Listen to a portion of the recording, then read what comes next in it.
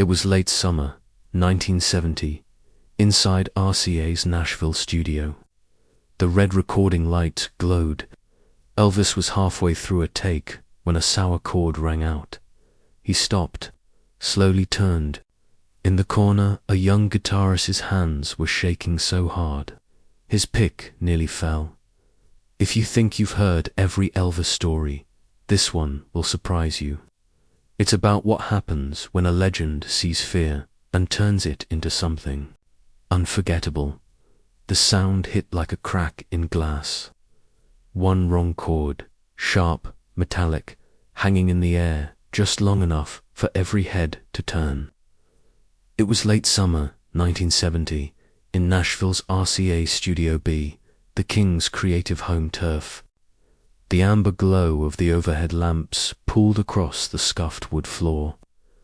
Behind the thick glass, the control room's green meters pulsed. The smell of cigarette smoke mixed with warm tube amps hung in the air, heavy and still. Elvis stopped, strumming. His left hand froze on the fretboard of his cherry-red Gibson. Slowly, he lowered the guitar and looked across the studio.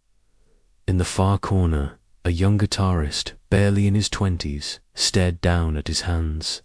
The pick trembled between his fingers, his right foot tapping wildly, nowhere near the beat. This wasn't just any kid. He'd been called in last minute, a replacement for a regular player stuck in Memphis traffic. And now, on one of his first major studio gigs, he'd just flubbed a chord in the middle of a Presley session. From the booth, you could hear the faint hiss of the Ampex tape machine still running. The drummer shifted in his seat. One of the backup singers whispered something under her breath. Nobody moved. Nobody dared. Because Elvis Presley had stopped, mid-take, and nobody knew what was about to happen next. Elvis tilted his head, studying the young man. No anger yet, no smile either. Just that unreadable Presley look, part poker face, part calculation. He stepped back from the mic stand. The metal bass made a soft scrape against the floor in the control booth. The producer reached toward the talkback button, but hesitated. Was Elvis about to call off the take, replace the kid on the spot? The guitarist swallowed hard, eyes flicking up for just a second before dropping again. His cheeks flushed red under the hot studio lights. He knew every second of silence was making it worse. Elvis finally moved. He set his guitar gently on its stand, the strap swinging once before settling. Then, without a word, he raised his hand toward the booth and gave a slow, deliberate motion, cut the tape. The red recording light faded to black. The reel-to-reel's steady spin wound down. Even the faint buzz from the amp seemed louder now, and still Elvis said nothing. He just stood there, looking at the kid like he was deciding between two very different futures. The room held its breath. Then the king took his first step across the floor. Instead of heading for the control booth, Elvis took a slow step forward, boots thudding softly against the studio's worn oak floor. Every eye in the room followed him. The overhead lamps cast his shadow long across the baffles. The air smelled faintly of stale coffee and cigarette smoke. A low hum bled from the Fender amp in the corner, the kind of sound you don't notice until everything else goes quiet. Behind the glass, engineers leaned in, their breath fogging the window. The backup singers froze mid-whisper. Nobody spoke. In RCA Studio B, the distance from the main mic stand to the rhythm guitar position was barely 15 feet, but right now it felt like a mile. Elvis closed it in, one slow step at a time, his white shirt catching the light each time he moved under a lamp. The young guitarist kept his head down, eyes fixed on the scuffed black toes of his own boots. His breathing was shallow. He could hear his pulse in his ears. In his mind, he was already imagining the phone calls, the ones telling him not to come back. Elvis stopped a foot away. No anger in his face. Just calm, the kind of calm that makes you even more nervous. Slowly, he reached into his back pocket. The fabric crinkled as he pulled something free. A scarf, soft and faded from shows past. He leaned down just slightly, his voice quiet but steady. "You're playing with me now." The guitarist's head jerked up, eyes wide.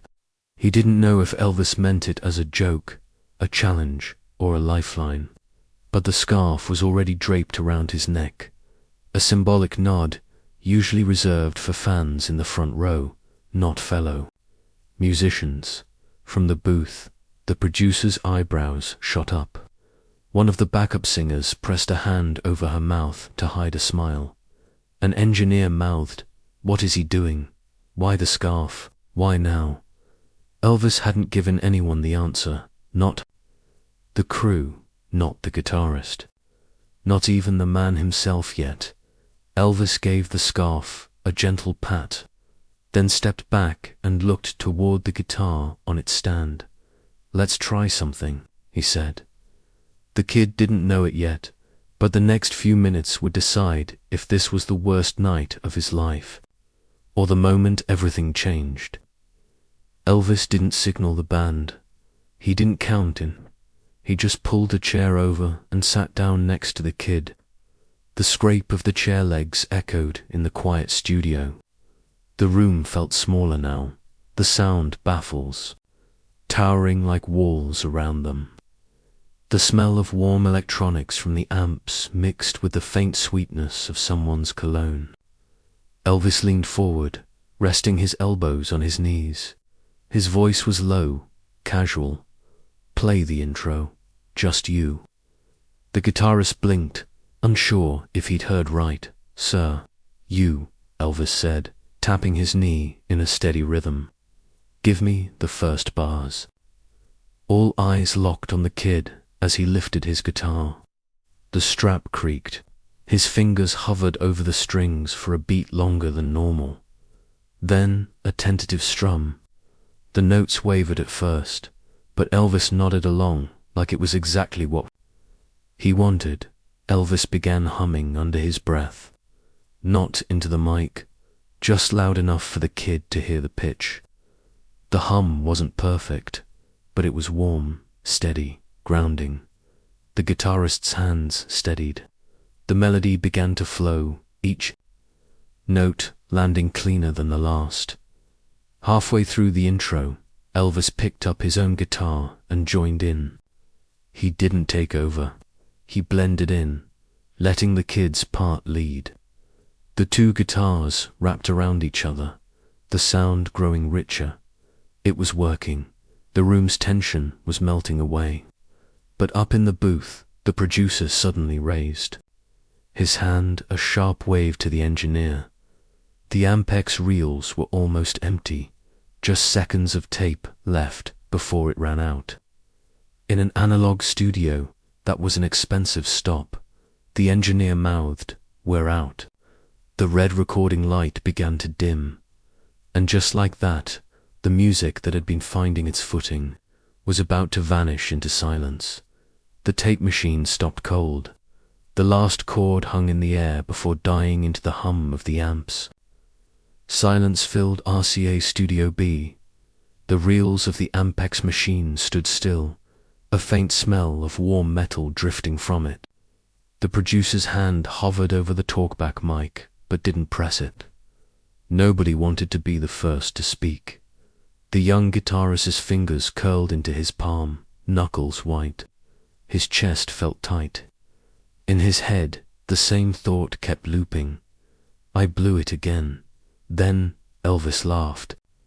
Not a quiet chuckle, a full, rolling laugh that bounced off the sound baffles. Heads turned. The tension cracked. "Then we'll just make it better," Elvis said, flashing the kid a grin.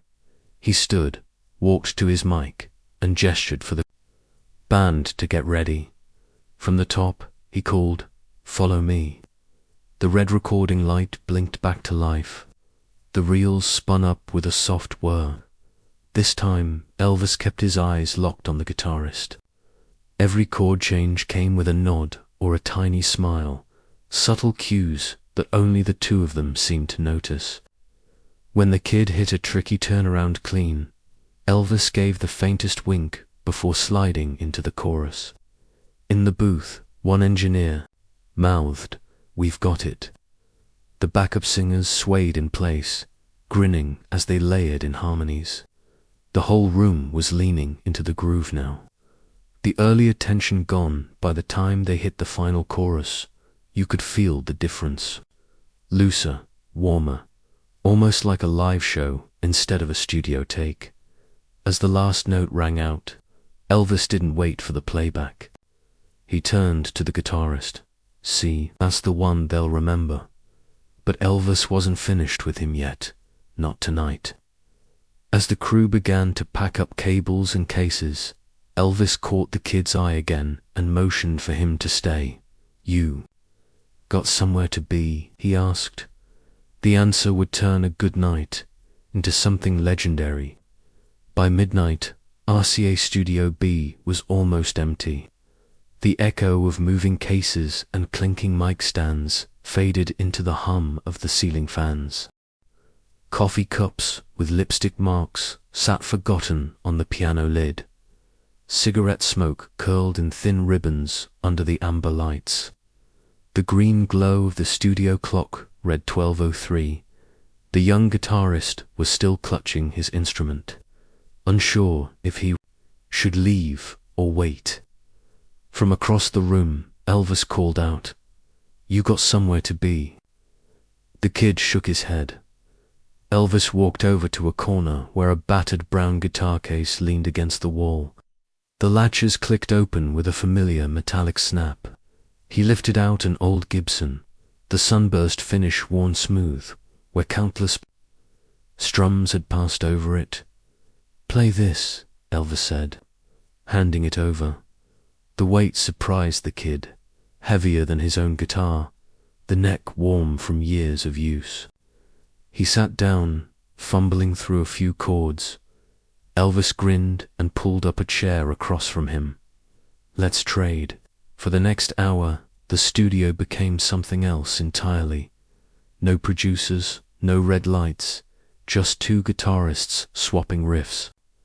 Elvis showed him subtle slides and ghost notes, the kind of tricks you never find in books. The kid tried to keep up, his confidence growing with each run. There was a point where Elvis leaned in and said quietly, "Don't think about the crowd, think about the song." The kid nodded, the words lodging somewhere deep. At one point, they both hit the same lick in perfect sync. Elvis laughed and slapped the top of the guitar. "That's it, you hear that?" The kid grinned, so wide it hurt. As the last notes faded, Elvis took the Gibson back and set it gently in its case. The kid assumed that was the end of it, a moment he'd remember, sure, but nothing more. What he didn't know was that this wouldn't be the last time he'd see that guitar. In fact, the next time it showed up, it wouldn't be in Elvis's hands at all. 7 days later, a knock echoed through the hallway of a small Nashville apartment. The young guitarist opened his door to find a plain cardboard box on the doormat. No return address, just his name, written in blue ink. The late morning sun cast long stripes across the hallway carpet. Somewhere down the block, a dog barked. He carried the box inside and set it on his small kitchen table, pushing aside stacks of sheet music. A strip of packing tape peeled back with a dry rip. Inside, wrapped in brown paper, was a guitar case.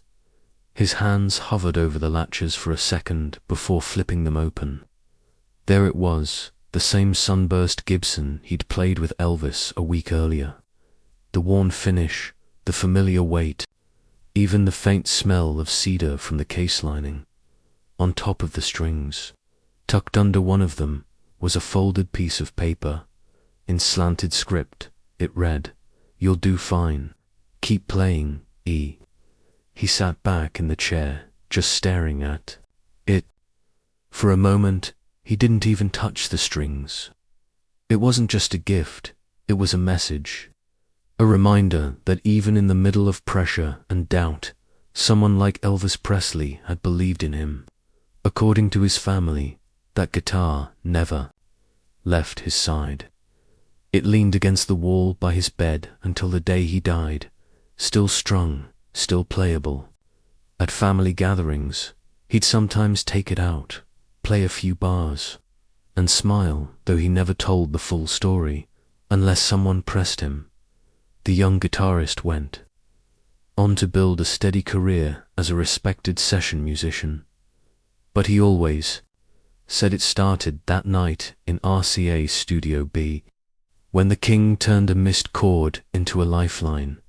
If this story reminds you how one moment of kindness can last a lifetime, share it, and tell me who gave you the encouragement you'll never forget.